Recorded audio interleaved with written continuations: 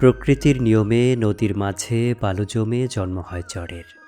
ভিটেমাটিহীন হতদরিদ্র স্বল্প আয়ের মানুষগুলো বসবাস শুরু করে এই চরে।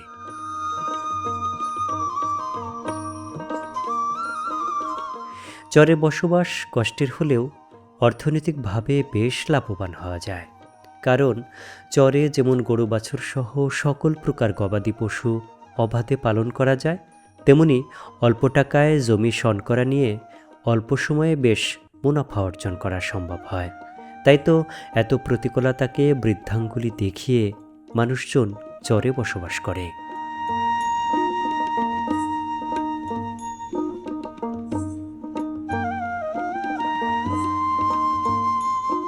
চরের প্রকৃতি দেখে চোখ তৃপ্ত হয়, মন প্রশান্তি লাভ করে। কিন্তু কিছু চর রয়েছে ওই চরে এমন কিছু মানুষ যাদের কষ্ট দেখলে হৃদয় অশ্রুসিক্ত হয়।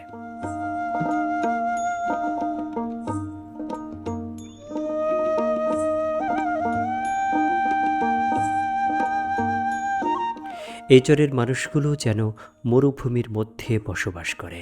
পুরো চর একটা বালুময় প্রান্তর।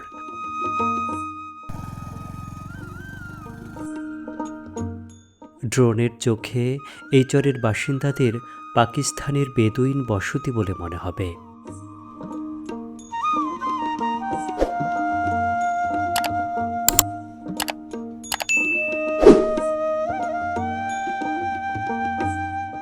বালুময় এই চরের প্রতিটি মানুষ জীবনের সাথে যুদ্ধ করে বেঁচে রয়েছে।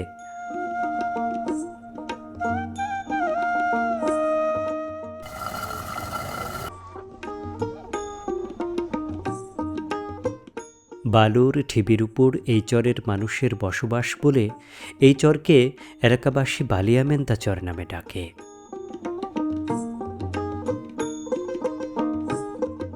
আজকে আমরা এই চরের মানুষের জীবনযাত্রা, তাদের দিনলিপি আপনাদের সামনে তুলে ধরব।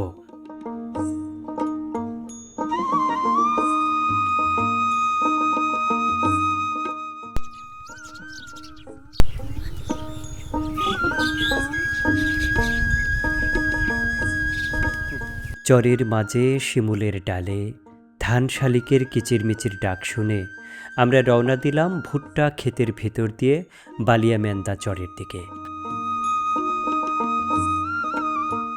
বালুর মাঝে অবহেলায় অযত্নে বেড়ে উঠেছে এই কাঁটাযুক্ত গাছ। গাছে কাঁটা থাকলেও ফুল কত সুন্দর। সাদা রঙের পাপড়ির মাঝে হলুদ রঙের গর্বমুণ্ড। প্রকৃতির মাঝে অনেক কিছুই এরকম অযত্নে বেড়ে ওঠে, যা সত্যি মনোমুগ্ধকর। ক্যামেরাতে যে ফসলটি দেখতে পাচ্ছেন, এটিকে আমরা গ্রামীণ ভাষায় এটাকে জব বা পায়রা বলে থাকি। এটা গমের মতোই অনেকটা দেখতে, কিন্তু এটা আসলে গম নয়। গমের এতগুলো এরকম কাঁটাযুক্ত এরকম থাকে না, গমগুলো এই কাঁটা ছাড়া এরকম হয়। আর যেগুলো পায়রা সেগুলো এরকম কাঁটাযুক্ত হয়। অনেক দিন পর এই পায়রাগুলো দেখতে পেলাম।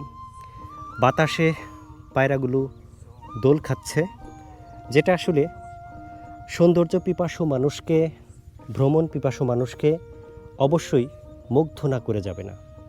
এই দৃশ্য যে কারো ভালো লাগবে। চরের মাঝখানে রাস্তা দিয়ে মেঠোপথ দিয়ে হাঁটছি। ডানে পড়ছে আমার জবের যে ক্ষেত সেটা, আর বাম দিকে রয়েছে ভুট্টা ক্ষেত। এর মাঝ দিয়ে হেঁটে চলেছি। আশেপাশে কোনো বাড়ি নেই। সামনে এগোচ্ছি, দেখি যদি কোনো বাড়িঘর বা জনপদের দেখা পাই আপনাদের সামনে তুলে ধরব।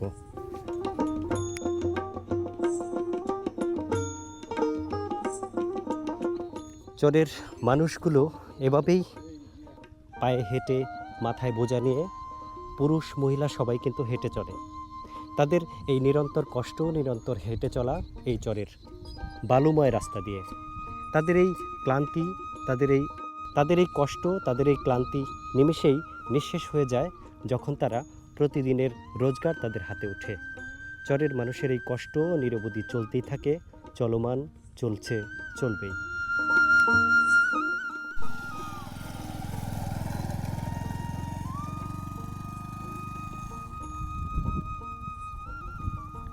চরের মাঝে ঘোড়ার গাড়ি এবং মোটরসাইকেল ছাড়া আর কোনো যানবাহন নেই।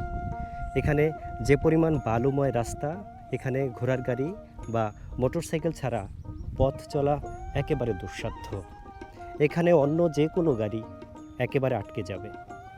তাই এখানে চলতে হলে আপনাকে হয় ঘোড়ার গাড়িতে যেতে হবে অথবা মোটর বাইকে চেপে আপনার গন্তব্যে পৌঁছাতে হবে। চরের মানুষের এই নিরন্তর ছুটে চলা, নিরন্তর কষ্ট প্রত্যেকটি মানুষেরই যেন জীবনের প্রতিদিনের সঙ্গী। আমাদের অনেকক্ষণ পথ চলার পর এখানে জনপদের দেখা পেলাম। ডান পাশে এই যে গৃহস্থ বাড়ি দেখা যাচ্ছে, বালুময় এই বাড়িতে কিছু গবাদি পশুর বিচরণ লক্ষ্য করছি। সেখানে কিছু গরু এবং ছাগলের অবাধ বিচরণ দেখতে পাচ্ছি। ক্যামেরা দেখে দৌড়ে বেরিয়ে আসছে ছোট ছোট বাচ্চারা। এদিকে রয়েছে আরও কয়েকটি গবাদি পশু এবং একটি বাড়ি, যেই বাড়ির মানুষগুলো গতকালকে আমাদের সাথে ইফতারির শরিক হয়েছিল, আমাদের সাথে ইফতারি করেছে। এটা তোমাদের বাড়ি? গতকালকে তুমি ইফতারিতে গেছিলা না? খেয়েছো? কেমন লাগছিল খাবার? ভালো? মজা লাগছিল? কত মজা লাগছিল? মেলা মজা। হ্যাঁ। আর কে কে গেছিল তোমাদের বাড়ি থেকে? তোমার দাদি, তোমার আম্মু, তোমার আব্বু, সবাই তো খাইছো না? খাবার নিয়ে আসো নাই? সকালে খাইছিলা? মজা লাগছে? আবার খেতে চাও? আমাদের সাথে আবার আমরা আসবো, আবার আমরা একসাথে মজা করব। হ্যাঁ, ঠিক আছে।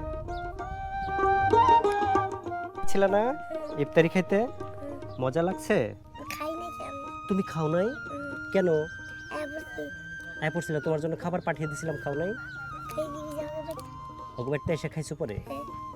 আর আগে চলে আসছিলা, সন্ধ্যা হয়ে যায় সেজন্য চলে আসছিলা? মানে তুমি চলে আসছিলা কি জন্য? সন্ধ্যা হয়ে যায় সেজন্য? বুঝতে পারোনি তুমি আমার কথা মনে হয়। কালকে রাত হয়ে যায় সেজন্য চলে আসছিলা, পরে ওরা নিয়ে আসছে তারপরে খাইছো না? মজা হয়েছিল খাবার? ভালো লাগছে? যা, কালকে যেটা উড়াইছি সেটা আবার উড়াবো? তুমি মজা পাও? খুশি হও? এত খুশি হও কে রে? মজা লাগে তোমার?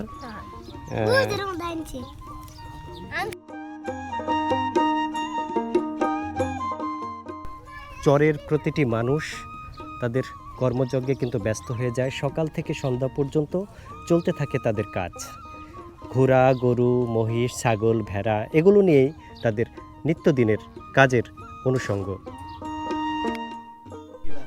না, পথ হারাইনি আমি, চলে আসছি। তুমি বসো, ওখানে বসো। চলে আসলাম এখানে। তুমি কোন ক্লাসে পড়ছো জানো? ক্লাস 7 এ। বসো, বসেই বলো। ক্লাস 7 এ। কি বই সামনে নিয়ে রাখছো? English grammar. English grammar. এই টেবিল কিনছো? জি। টেবিল কি পছন্দ হয়েছে?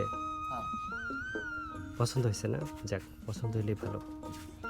তো এই যে এর এতদিন তো টেবিল ছিল না, পড়াশোনা করেছো, কিভাবে পড়তা টেবিল ছাড়া? বিছানার উপরে। বিছানার উপরে পড়তে কষ্ট হয়েছে না? কষ্ট হয়েছে, তারপরেও কর লাগছে, না করলে আমার ব্যর্থতা, বুঝেন নাই?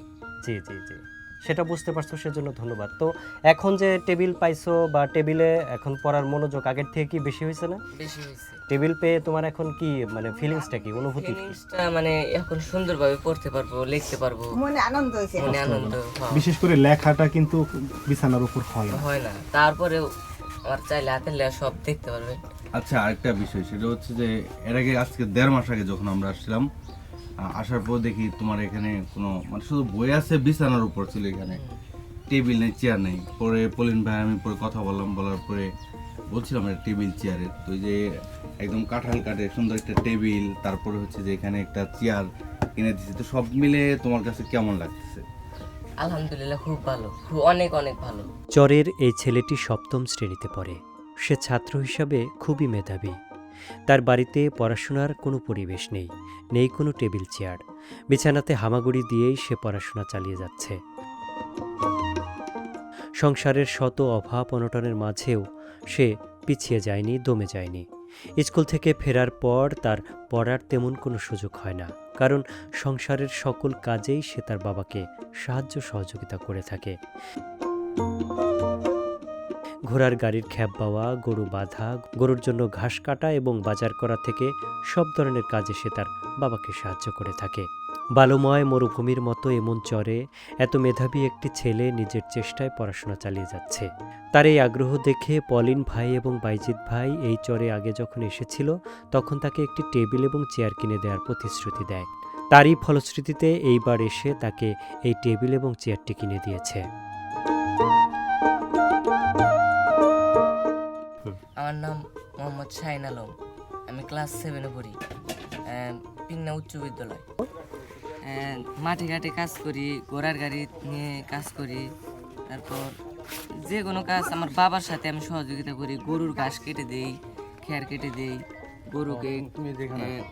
গরুকে বাঁধি, তারপর গোলে তুলি। মোট কথা তুমি সংসারের যত কাজ আছে, যত ধরনের কাজ আছে যেগুলো তোমার বাবা করে, সাথে তুমি প্রত্যেকটা কাজের অংশগ্রহণ করো এবং তাদেরকে সাহায্য করো, তাই তো?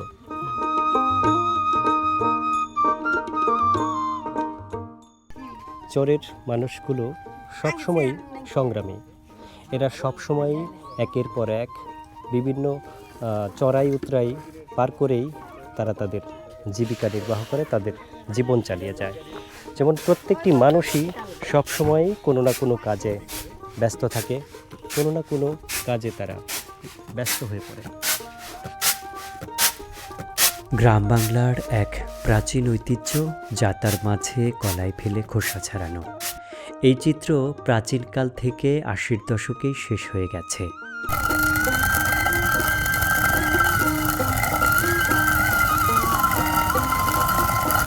কিন্তু একমাত্র জামালপুরের এই বালিয়ামেন্দা চরে দেখা মিলল সেই কালের বিবর্তনে হারিয়ে যাওয়া গ্রামীণ ঐতিহ্য যাতা।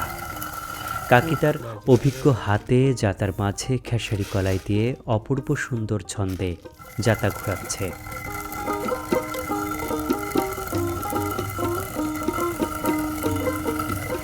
বাংলার গ্রামীণ আর প্রাচীন অনেক ঐতিহ্য আজ হারিয়ে যেতে বসেছে আধুনিক প্রযুক্তির আগমনে। কিন্তু 60-70 দশকের অনেক নিদর্শন এখনও খুঁজে পাওয়া যায় শুধুমাত্র বাংলার চর জীবনে। কাকির যাতা ঘোরানোর কি এক অদ্ভুত শব্দ চারদিকে ছড়িয়ে গেল।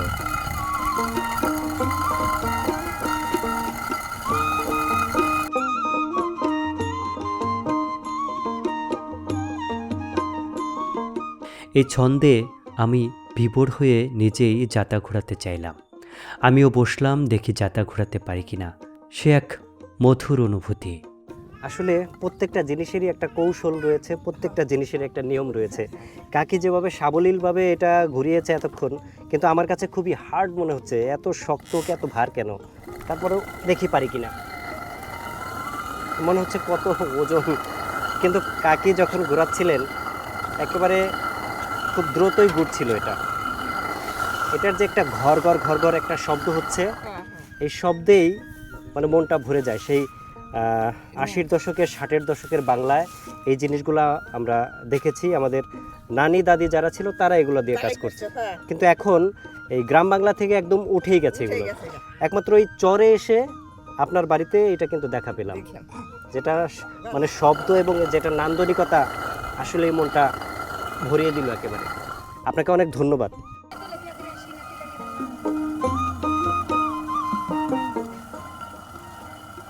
চরের মানুষের জীবন, তাদের জীবন উপকরণ এখনও সেই পুরনো স্মৃতি মনে করিয়ে দেয়। তাদের হাঁস মুরগি, গবাদি পশুর কলরব কি এক অদ্ভুত ছন্দ তৈরি করে।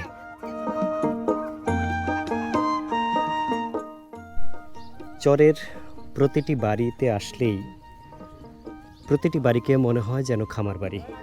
প্রতিটি বাড়িতেই রয়েছে অনেক গরু, বাছুর, ছাগল, ভেড়া।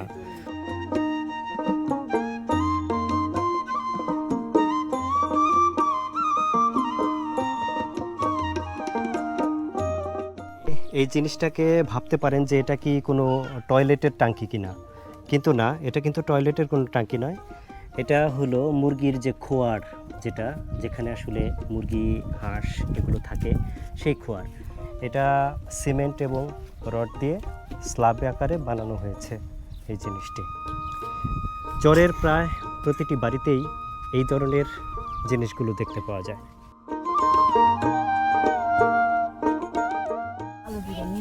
তাই না?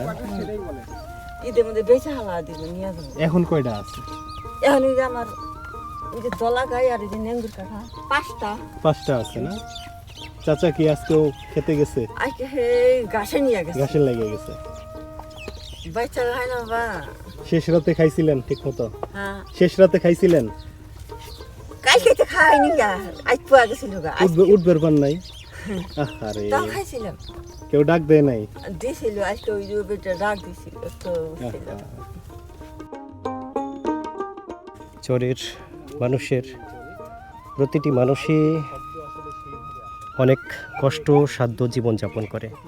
এই কাকি তার সকল কাজের পরেও এই চরের মাঝে সে কিন্তু রোজা রাখছে। এই রমজান মাসে খেয়ে না খেয়ে তারা রোজা রাখছে, পানি দিয়ে তারা ইফতার করছে। এই হলো চরের মানুষের জীবন। দীর্ঘকায় এই বৃদ্ধার কি ছোট্ট একটি কুঁড়ে ঘর। এখানেই বালুময় এই রাজ্যে কোনোভাবে মাথা গুঁজে বেঁচে রয়েছেন। এই ঘরে দেখানোর মতো কিছুই নেই। ছন দিয়ে তৈরি ঘরের চাল এবং বেড়া, যা সামান্য ঝড়েই উড়ে যাবে। এর মধ্যেই কোনোভাবে জীবন নিয়ে বেঁচে থাকে তারা। তাদের জীবনে খুব বেশি কিছু চাওয়া নেই। দুবেলা দুমুঠো ভাত হলেই যেন তারা মহা খুশি। তারপরেও জীবন নিয়ে তাদের কোনো অভিযোগ নেই। যেভাবেই রয়েছেন তবু তারা বলছেন, আলহামদুলিল্লাহ ভালো আছি। এটি আসলে সুখ, এটি শান্তি।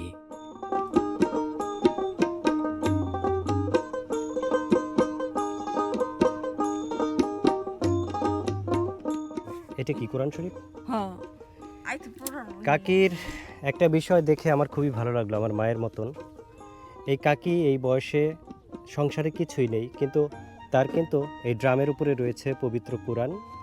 তিনি সকালবেলা নামাজ পড়ে এই বসে যান এই কোরআন পড়তে। তার মধুর সুরের কোরআনের তেলাওয়াত, সেটি শুনে যে কেউ মুগ্ধ হয়ে যাবে। তার এই ঘরের মধ্যে রয়েছে গরুর জন্য কেটে রাখা কিছু ঘাস, এবং এই পাশে রয়েছে তার একটা কলস, এবং এইখানে শিকায় ঝুলছে তার কিছু সামান্য কিছু খাবার, যেগুলো আসলে দেখানোর মতো বা আপনাদেরকে ওইভাবে উপস্থাপন করার মতো কিছুই নেই। সামান্য সাদামাটা এই ছোট্ট জীবনে কাকিদের খুব বেশি আশা নয়। তারা শুধু চায় একটু ভালোভাবে খেয়ে পরে বাঁচতে। এটি করতে পারলেই তাদের যেন হাঁপ ছেড়ে বাঁচা, যেন তারা শান্তির নিঃশ্বাস ছাড়ে প্রতিদিন এই না পাওয়ার মাঝে ছোট্ট একটু কিছু পেয়ে। আপনারা তো আমাদের ওখান থেকে অনেকটাই দূর, এখানে এইদিকে আমরা তো আপনাকে ওইভাবে জানাতে পারি নাই। জানাতে পারলে ভালো লাগতো যে আপনি আমাদের সাথে যদি ইফতারি করতেন, সেটা আমাদের কাছে অনেক বড় একটা পাওয়া হয়ে থাকতো। তবে অদূর ভবিষ্যতে যদি আমরা এখানে আসি, যদি সেটা করতে পারি, সেটা আমাদের কাছে খুবই ভালো লাগবে। গ্রাম অঞ্চলে বা শহর অঞ্চলে তো বাহারি ধরনের জিনিস দিয়ে মানুষ ইফতার করে। আপনারা ইফতারটা কি দিয়ে করেন? শোনা কিটা করি না কর যুগ নেই কর দুই পান্তা ফুন্দা থাকে, এটা ওটা থাকে না, তাই ভাত দিয়ে মিশাতা উজা থেকে মিশাতা করে আনুগুর কাছে লাভ নেই যে আমি আর উসাবো আনুগুর কাছে চামতা না। আমার আল্লাহর সাহায্য শক্তি যা দেয় আমি তাই খাই। না, তা তো অবশ্যই, তা তো অবশ্যই। আমি মানুষের তা খাওয়ার আশা করি না। না, এটা উচিত না কখনো। না, না। আল্লাহ যতটুকু সামর্থ্য দিছে তার মধ্যেই আহিরে যা করা আহিরে যায়। এই যে উজা ইস্তার কইরা হিরে মাগরিব নামাজ পড়া হিনে আবার এই ব্যাগটা কইরা গরু তুইলা হিরে তারাবি নামাজ এই নামাজ কইরা হিরে আবার কত কোরআন শরীফ পড়ি। আমরা যখন 1-1.5 মাস আগে আসছিলাম, বুঝছেন, আপনি যে আমাদের একদম কাছে টাইনে করে একটা কথা বলছেন, এটা আমাদের মনের মধ্যে গাইতেছিল। সেই জন্য এই রোজা থাইকে না ভালো লাগছিল, ওইটাই আমাদের করে যাই আটকাছে। সেই জন্য আমরা রোজা থাকি এতটুকু হাইটে আপনার সাথে দেখা করতে আসি। সকল প্রতিকূল পরিবেশ, নদী ভাঙন, বন্যা, খরা সহ রাষ্ট্রীয় বিভিন্ন সুযোগ সুবিধা বঞ্চিত এই চরের মানুষ। সুখের আশায় শত কষ্টের ভেতর তারা হাসতে শিখেছে। তারা আশায় আছে সামনে তাদের সোনালি দিন আসবে, সেই প্রতীক্ষায় দিন পার করছে।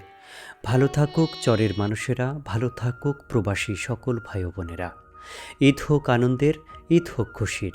সবাইকে ঈদের শুভেচ্ছা জানিয়ে আজকের মতো এখানেই শেষ করছি। ঈদ মোবারক।